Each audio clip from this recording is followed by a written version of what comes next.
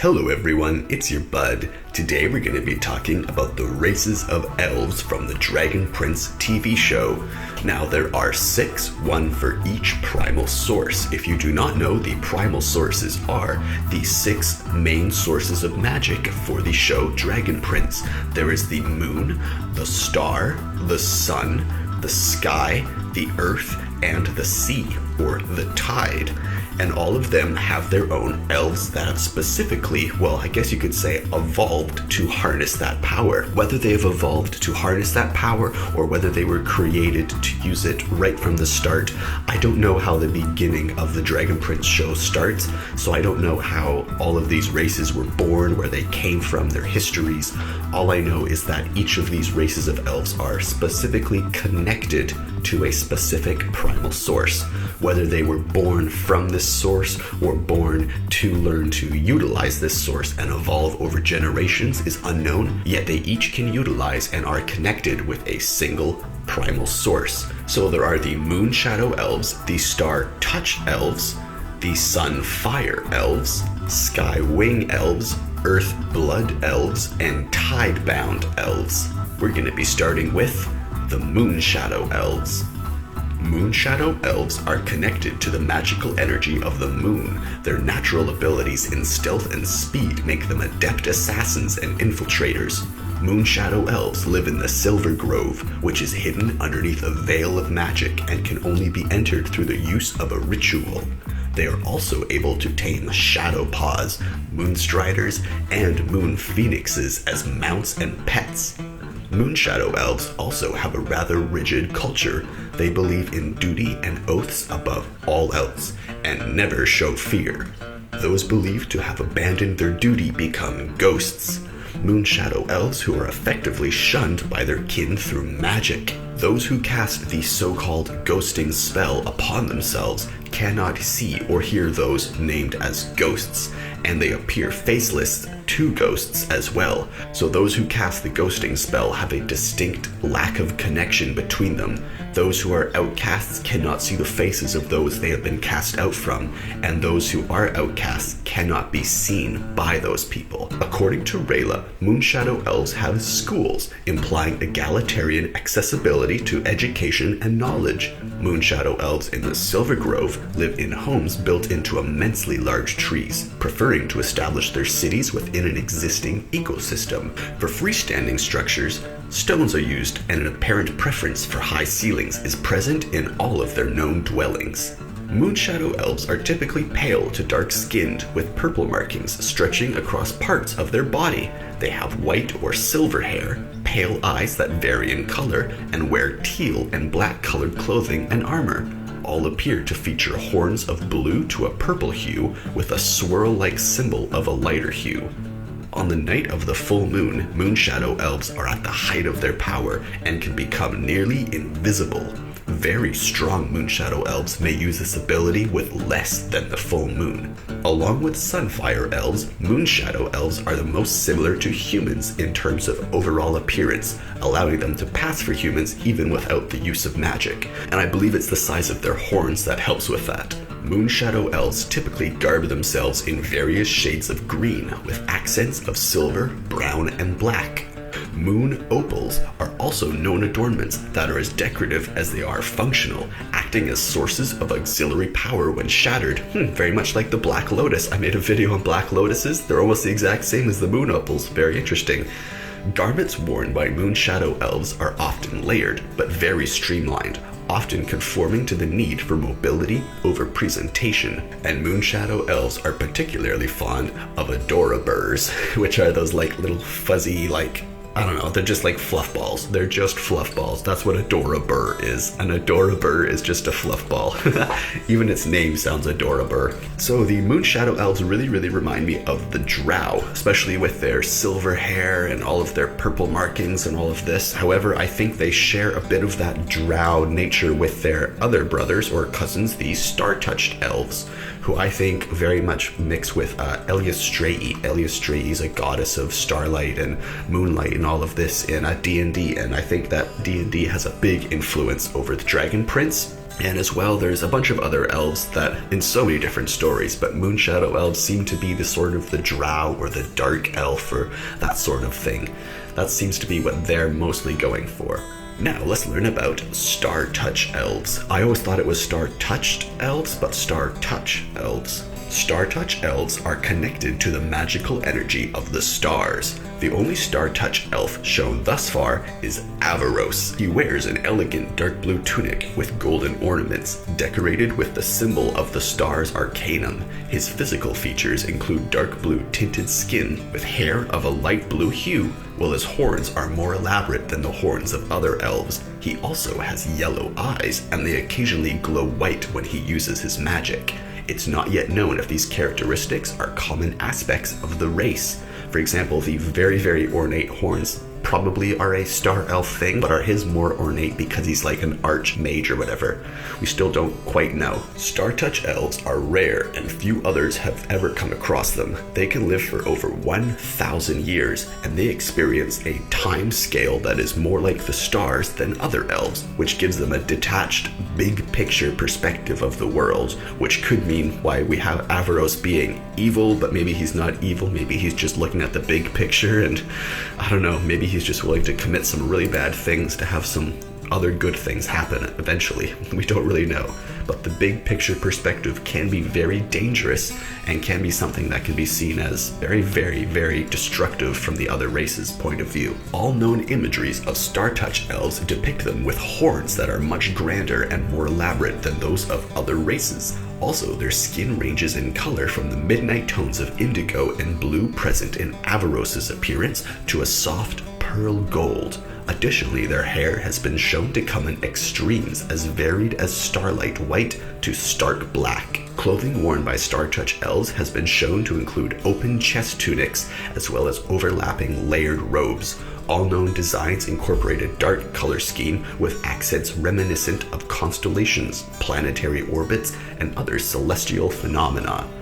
So their clothes are much more open, much more flowy, much more covered in a connected sort of starlight imagery, and it's very, very cool. I think they're probably my personal favorite, the Startouch elves, just because I can imagine so much to do with it. I really, really like the idea of star magic. I made videos for 3 of the primal sources so far, star, earth, and ocean magic, but star magic was my favorite. It was the one that really got me into the Dragon Prince show.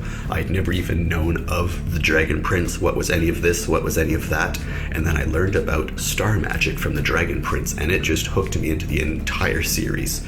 So I really, really like them, and as I said, I think the Startouch elves are the other half of the Moonshadow elves, and they pretty much split the drow or dark elf features amongst themselves. So the Moonshadow elves got the invisibility, but they got more of an educational system, which is interesting, whereas the Startouch elves seem to have more of like a high culture, high mage, we're fancy, we're stars, we're fleeting, we're memory, we're like the longer time thing. What do they describe it? The big picture perspective. So I think their education system, their values, all of those things would be very different than the values presented in the Moonshadow elves. Still though, I think Startouch and Moonshadow are the most similar out of the two, and Startouch are probably my favorite. Now on to Sunfire Elves. Sunfire Elves are connected to the magical energy of the sun. They possess the ability to craft sun-forged equipment, which includes sun-forged blades and legendary armor. Sunfire Elves soldiers are shown to wear red and gold clothes and armor. They commonly appear with dark skin and hair that comes in varied but warm colors ranging from coal black to golden blonde. Many, but not all Sun Elves wear dreadlocks. That's pretty cool. Sunfire Elves possess a powerful military that regularly clashed with human forces at the border. Some of them managed to tame twin-tailed inferno-toothed tigers. What an awesome name. As mounts. Their only known place of residence is in Luxora, a grand city that is considered to be a crowning achievement for their race, and I completely agree. It is incredible. Some Sunfire Elves can enter a heat being mode, in which their skin heats, their body glows, their speed and strength are increased, as well as becoming immune to fire. However, this ability is not accessible to all Sunfire Elves. With the aid of Avarosa, Viren stole this power, creating an army of soldiers who are magically enhanced in the same manner, and yet an even smaller number of them can enter a light being mode to heal. Sunfire Elves possess a light of purification that can both reveal one's true form and purge an individual of any traces of dark magic. While it's rare, some Sunfire Elves can enter a light state which allows them to heal others. Now that's very, very interesting. I'm just going to mention that they can knock out dark magic. Dark magic was created by humans, wasn't it? That's very interesting, because if they have the ability to purify one from the dark magic state, that would mean that purification of dark magic is a natural ability of the Sun Elves, which would also mean that dark magic is a natural ability of humans, in which case, aren't they both natural magics? I mean, if humans made dark magic, and dark magic is supposed to be like, oh, this is unnatural, therefore all humans go to this side of the border, we're gonna cut the whole continent in half. If that's what happened, if dark magic is supposed to be a man-made thing, not a natural thing, then how come the Sun Elves have a natural purification light that they can use? That seems very, very interesting. It can reveal one's true form and purge an individual of any traces of dark magic. So I guess this just comes down to the primal sources must have a rock, paper, scissors thing. Sun magic must be able to beat dark magic. Ocean magic must be able to beat some sun magic in some cases. You know, like deep down at the bottom of the ocean, the sun isn't going to win. Whereas if a dark magic influenced person was in front of a Sunfire Elf with their light of purification, it must just lose. It must be a rock, paper, scissors thing. Because when I thought if it's a natural ability that these Sunfire Elves can purify dark magic, then shouldn't that mean that dark magic is a natural ability of humans? Interesting. Let me know what you think of that. The Sunfire Elves revere the old king of the dragons, repeating the shape of his horns in their own crowns, weapon designs, and architecture. Garments for Sunfire Elves are varied due to their extremely hierarchical structure of their society. As many of them are warriors, they typically favor defense garments over that which emphasizes maneuverability. As they are not a culture that places a great importance on stealth, their focus tends to come in warm tones of red, brown, gold, bronze, and black. Warriors often wear smaller headdresses placed over their horns than their monarchs. These adornments resemble the rising sun between a pair of much larger horns. So these Sunfire Elves are very interesting. I like how they're all dark-skinned, they're all connected with the sun, and they have that giant sun tower thing where they can imbue sun-forged equipment. That's just awesome. But their natural ability of being able to purify dark magic does call into question whether dark magic itself is unnatural. How can someone have a natural ability to purify dark magic if dark magic wasn't around naturally in the first place? I really, really like them. They're really cool. I don't know why, I'm getting a sort of like bee feeling to them with like a queen and a bunch of workers and a hive and this. I don't know, maybe it's just the way that they have their warriors. I think it might be the warrior thing that just gets to me. And they're all like colored in gold and yellow and oranges, and they're very interesting. I really do like the Sunfire Elves, but I think I just personally like Startouch Elves just too much to really be linked with Sunfire Elves. Then, although if you do know anything about Avatar, you'll know that many of these things, like the primal sources in the Dragon Prince, are very much taken from the Avatar 4 primal sources. And when I say primal sources, I mean the actual original sources of bending power in Avatar. So these Sunfire Elves are really, really interesting because they're kind of an evolution of the Sunfire Warriors from the Avatar series. If the Sunfire Warriors were elves instead of humans, I think this is what they would have become. So there's Sunfire Warriors in Avatar, and then there's Sunfire Elves in the Dragon Prince. Very interesting. But if you want to know more about Sunfire Elves, you can probably learn more by watching Avatar and learning about the Sunfire Nation. I think that's what they're called, yes, Sunfire. And now on to Skywing Elves, which, Skywing Elves, the picture there looks like a hawk from My Hero Academia. He's It really looks the same, except the horn is where the headphones would be on Hawk. Skywing Elves are connected to the Sky Primal. Their skin tones include a tan brown as well as blue or gray, while their hair varies in both color and length, with colors coming in stormy tones of gray and bright shades of electric blue. Compared to other races, their horn shapes come in several different varieties, such as small and stubby, long and thin, or backwards bending horns. Very interesting. Although not always the case, their ears can appear split into larger and smaller sections. Some Skywing Elves enjoy the advantage of being born with wings located on their lower back, akin to birds or angels. According to Ibis, fewer than 1 in 10 Skywing Elves have wings, although some can cast a spell to turn their arms into wings. So some will have 2 arms, 2 legs, and a pair of wings, maybe less than 1 in 10, and then others can cast a spell to turn their arms into wings. Very interesting. Clothing for Skywing Elves is typically very streamlined and comes in colors reminiscent of the power of a storm, including blues, grays, purples, blacks, silver, and cyan.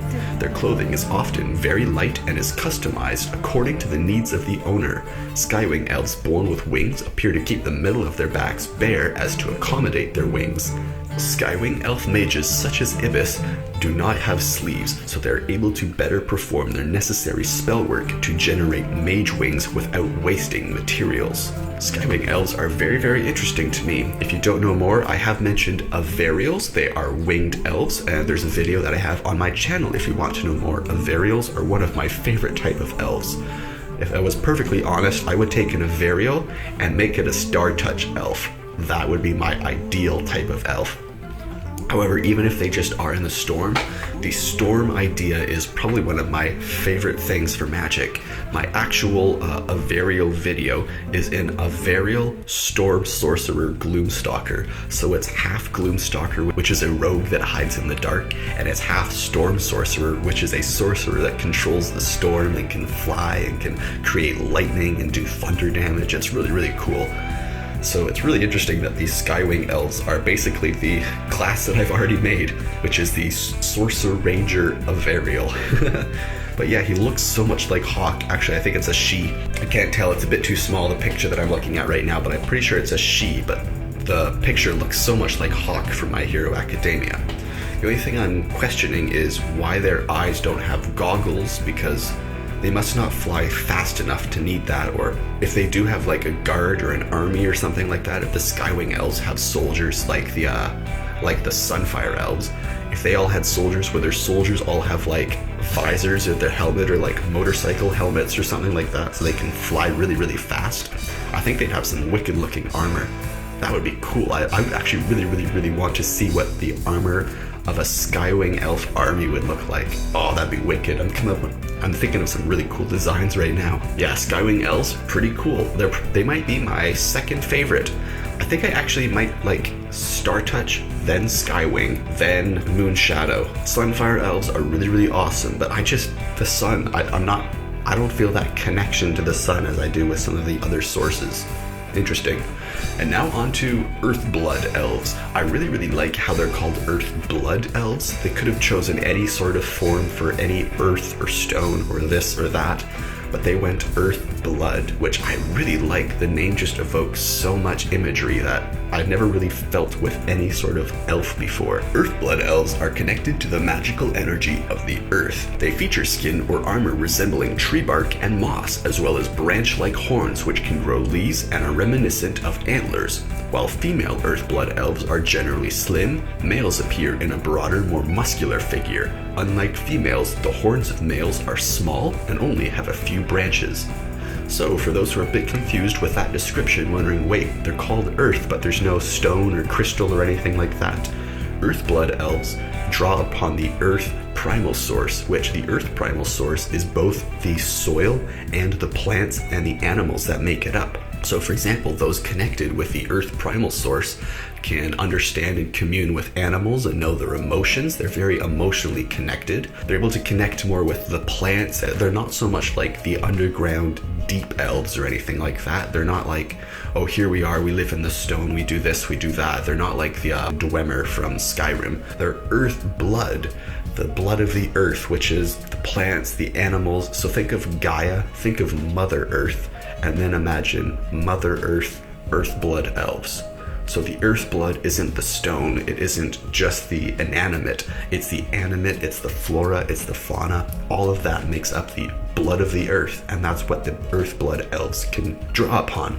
That's why they have things like bark for skin or moss, or why they have antlers. So it's a very, very, very interesting one. They really remind me of Keyleth from Critical Role with the antlers. However, I really do like the Earthblood elves. Very interesting. They're a plant elf. They're kind of like the Sylvari. Yeah, the Sylvari from Guild Wars, which I made a video of a little while ago. And I also made a video just yesterday called The Unfallen. The Unfallen are tree people. The Sylvari are plant-based people, and both of them are flora that are living like a being. However, Earthblood elves are connected to the magical energy of the earth, and as I said, it's unknown whether the elves were born from the primal sources or whether they evolved to harness and utilize it. So for example, I have no question that a Skywing elf or a Sunfire elf or a Moonshadow elf are actual elves that have then connected with it. I'm a little unsure if Startouch elves are actual elves or if they're just like star energy in the form of an elf, now that I think about it. And then when I think about an Earthblood elf, is an Earthblood elf an elf that has taken in the flora, the fauna, the whole Mother Earth thing into its body? In like ancient, in our real world,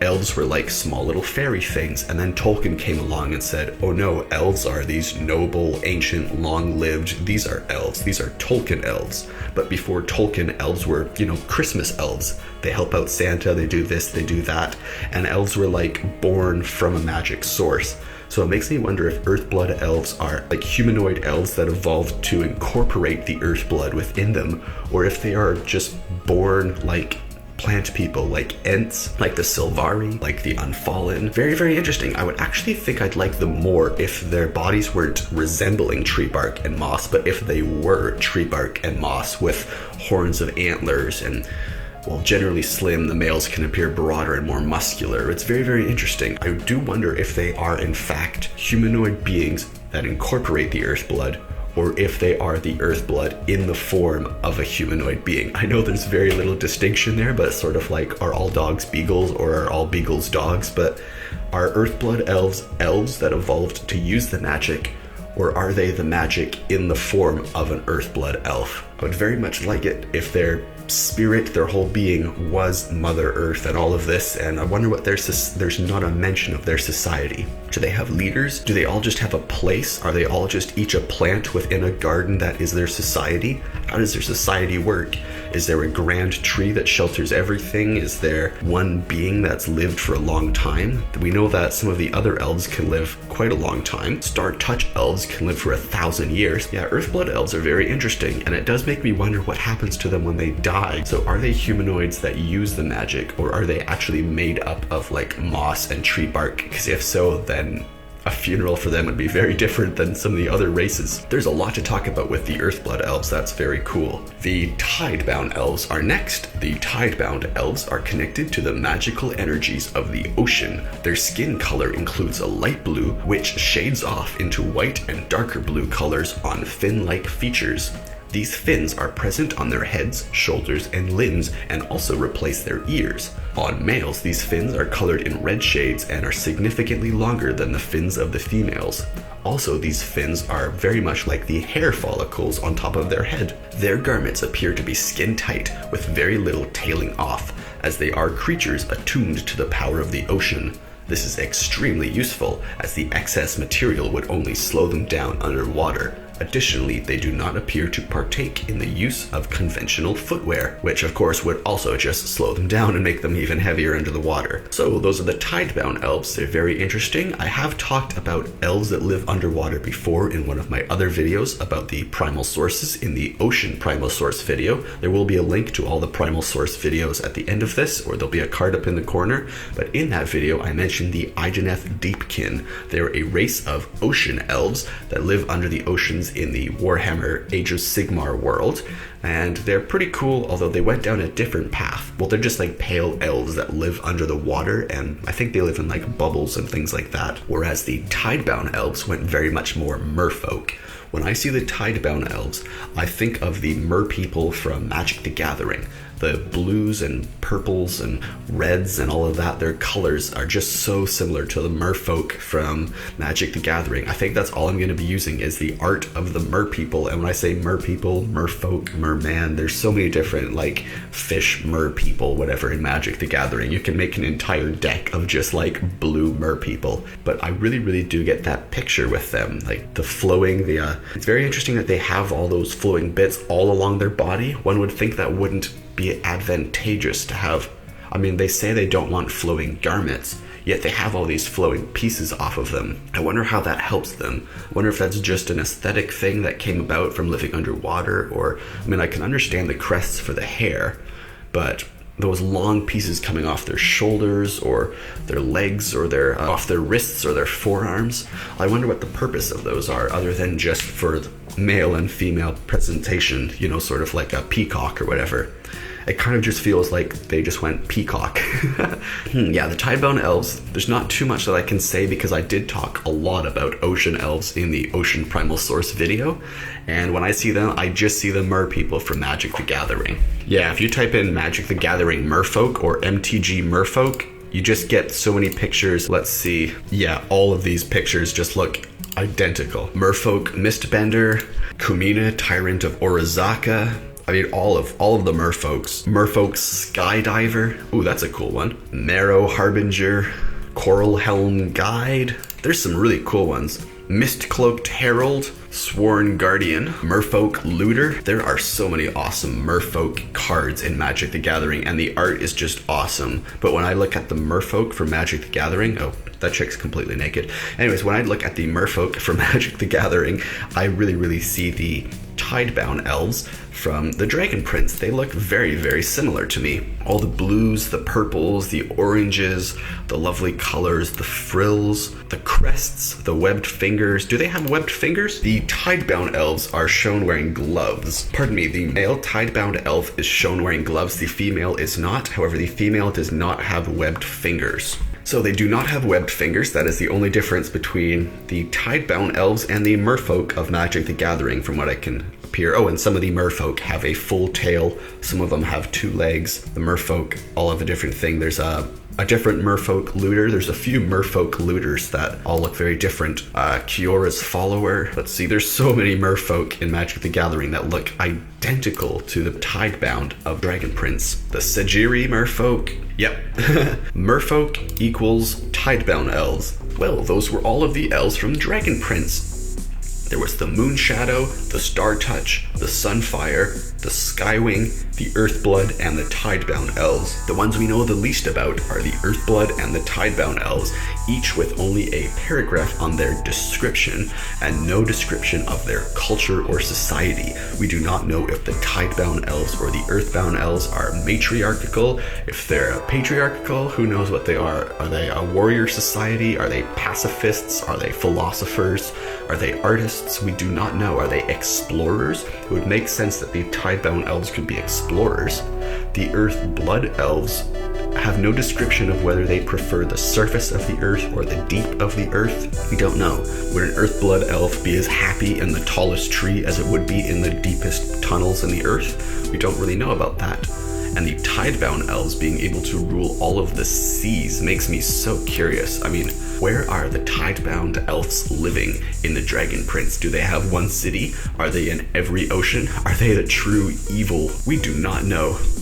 And I did mention in my Ocean Primal Magic video that one of my favorite things I like thinking of is what if there was a giant poison sea dragon that lived in the great deeps? That would be so awesome, wouldn't it? Sort of like Godzilla in the base of the ocean. I really like that idea. I wonder if there's giant krakens, octopodi. That's the actual plural for octopus, is octopodi. I wonder if there's like giant like sea creatures and sea monsters. The Idanet Deepkin have a bunch of like eels and turtles and like battle turtles and all of this. So We do know a lot of the other races have their like favorite animals, like the Sunfire Elves have the twin-tailed inferno-toothed tigers. But these Skywing Elves have no mounts, no pets. There's nothing akin to like a mount, or there's no griffins for the Skywing Elves. There's no anything like that. I made a griffin video because I thought griffins would be perfect to be paired with the Avarial. The Avarial are the Winged Elves from Dungeons and Dragons.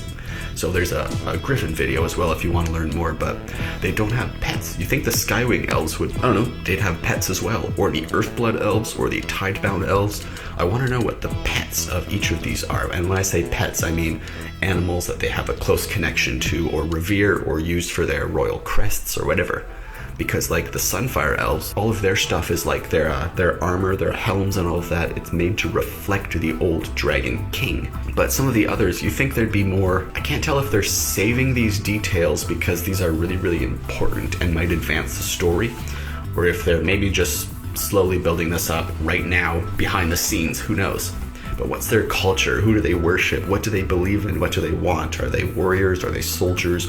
We don't know much about the Earthblood or the Tidebound Elves. And what we do know about the Skywing Elves is only from 1 or 2 Skywing Elves being shown. Oh, and there was one other thing that was mentioned, that some elves have metal cuffs on their horns instead of wedding rings. And apparently that wasn't even the creator's idea. It was one of the fans asked about it in a Q&A, and the authors got so excited about it that they made it canon. And that's kind of neat. Now there actually is a description of elves here. Elves inhabit the lands of Zadia, divided into 6 races based on their connection to one of the primal sources. Many have a lifespan exceeding 100 years, similar rate to humans. They mature, their vitality lasts longer after reaching adulthood, so older elves still look younger. Startouch elves exceed that of 1,000 years, and apparently elves have genetic mutation known as heterochromia, where elves possess eyes of 2 different colors. Interesting. And then culture and society, let's see, interwoven dragons to be equal as kin, consider humans to be lesser beings, adorn their horns with jewelry, pride themselves on knowledge, a grand race steeped in magic and power. So the history says 5,000 years before the modern era, in ancient times, elves and humans lived alongside with one another. So we don't know where the elves originated from. We don't know if they were born from the primal source or if they evolved to make use of the primal source. So that would help the difference between what a Tidebound and what an Earthblood elf is. So I still am really curious, is an Earthblood elf earth in a form of an elf, or is it an elf that can take on the powers of the earth? What do you think? When I think of Earthblood elves, I think of that giant green creature that Nuwada lets loose, the last forest elemental or whatever from the Golden Army. I think of that thing, and I imagine like how when the blood falls, it just turns into moss. I wonder what the Earthblood elves and the Tidebound elves really are like. What's their culture like? What's their society like? We've yet to know. Very, very interesting. So those are the elves of the Dragon Prince. My favorite is the Startouch elves. I really, really like them. I can't wait to learn as much as I can about the Startouch elves in the future, but we're probably gonna have to wait for like the whole series to wrap up to learn all of those secrets. I wonder if they're the actual bad guys of the show. If the Startouch elves are really the bad ones of the whole show, that, who knows? Who knows? Oh, and Sun Elves. I really, really like the Sunfire Elves. I have never seen Sunfire Elves or Sun Elves or Light Elves done in quite a way before. There are some in Warcraft that are kind of like Sun Elves and Light Elves and all of this, but the Sunfire Elves, I think, are the best version of Sun Elves yet. And their tower where they can make the Sunforged equipment is absolutely incredible. Their society is almost on an unparalleled level, and it really makes me curious to what the societies of the Earthblood and the Tidebound Elves really look like. Well, thanks for watching, everyone. I hope you enjoyed learning about these 6 types of elves from these 6 primal sources that they draw their power from.